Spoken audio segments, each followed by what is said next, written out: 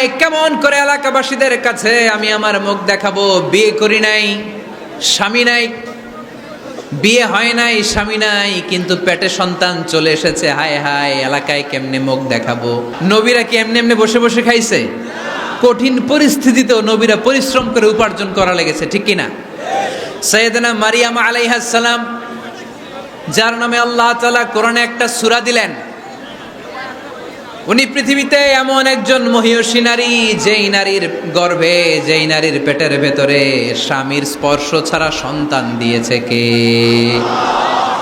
সাইয়েদনা ঈসা আলাইহিস সালাম পেটে আসলেন, মারিয়াম আলাইহিস সালাম লজ্জা পেলেন। হায় হায় কেমন করে এলাকাবাসীদের কাছে আমি আমার মুখ দেখাবো? বিয়ে করি নাই, স্বামী নাই, বিয়ে হয় নাই, স্বামী নাই, কিন্তু পেটে সন্তান চলে এসেছে। হায় হায়, এলাকায় কেমনে মুখ দেখাবো? লজ্জায় পড়ে মারিয়াম আলাইহিস সালাম এলাকা থেকে চলে গেলেন। কি অবাক করা কাণ্ড!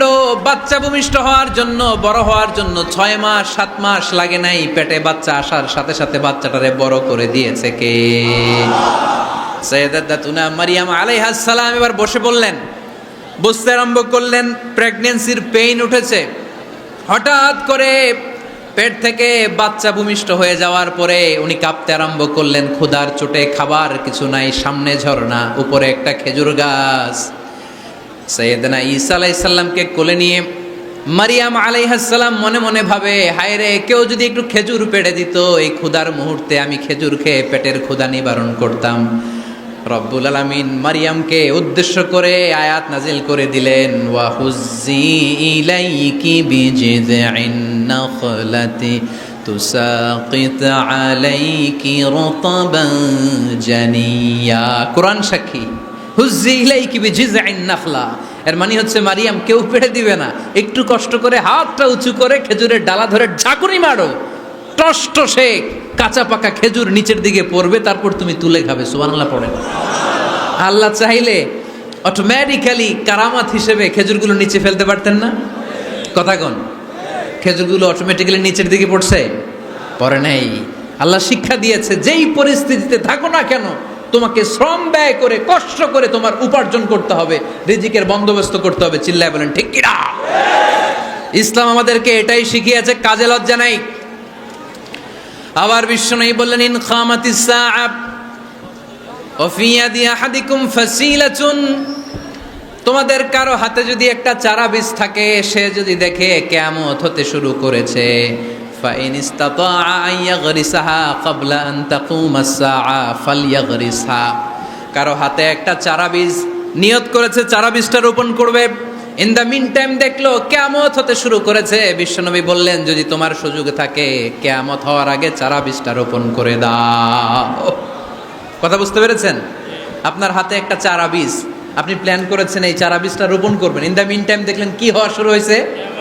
ইযা জুলজিলাতিল আরদু জিলজালাহা, দ্য বিগেস্ট আর্থকোয়েক, ভূমিকম্প শুরু হয়েছে, কিয়ামত হয়ে যাবে। বিশ্বনবী বললেন, কিয়ামত হইতেছে ওদিকে, আর তোমার হাতে যদি চারা বীজ থাকে, দেরি করো না, কিয়ামত তোমার কাছ পর্যন্ত আসার আগে সুযোগ পেলে চারা বীজটা রোপণ করে দাও। ইসলাম শিখিয়েছে শেষ নিঃশ্বাস পর্যন্ত তোমাকে লড়ে যেতে হবে। এই পৃথিবীতে কেউ কাউকে জায়গা করে দেয় না, জায়গা করে নিতে হয়। এই পৃথিবীটা, the life is not a bed of roses, এটা ফুল বিছানো কোনো ফুলসজ্জা নয়, এটা কণ্টকাকীর্ণ। কেউ আপনার স্পেস করে দিবে না, কেউ আপনাকে সুযোগ করে দিবে না, কেউ আপনার জায়গা করে দিবে না, বরং আপনি জায়গা করে নিলে টাইনা নিচে নামাবে। কথা বলেন? এজন্য কখনো অলসতাকে স্থান দেয়া যাবে। রসুল বাত্তালি দুক্কানু শয়তান, অলস মস্তিষ্ক শয়তানের আড্ডা। অলস যদি কেউ থাকে, এটারে টেনে বেঁধে কাজে নামাবেন, পারা যাবে? আলহামদুলিল্লাহ, লক্ষ্মীপুরে এরকম অলস ছেলে পেলে নাই।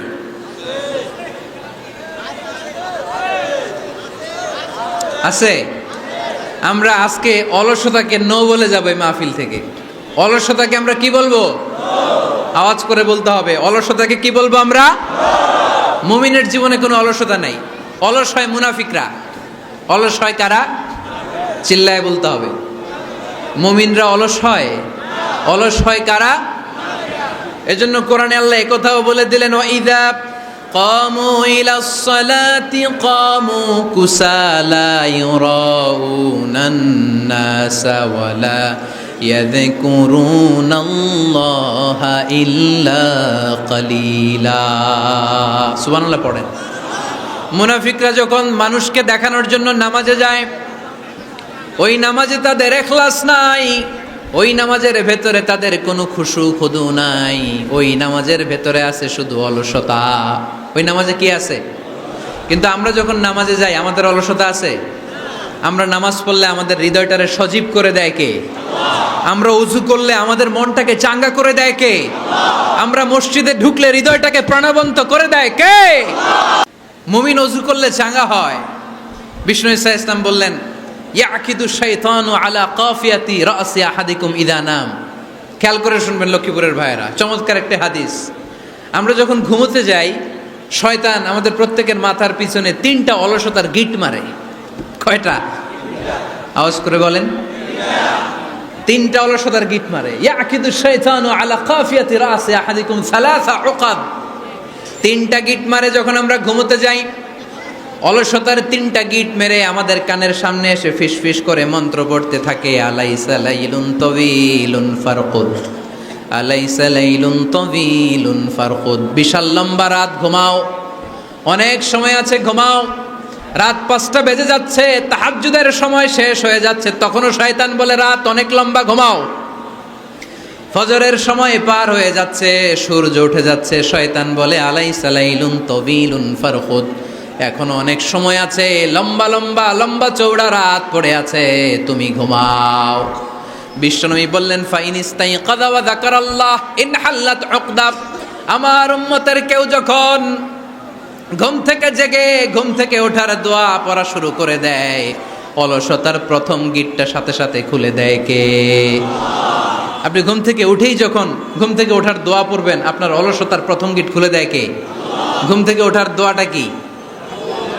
আলহামদুলিল্লাহিল্লাযী আহইয়ানা বা'দামা আমাতানা ওয়া ইলাইহিন নুশুর।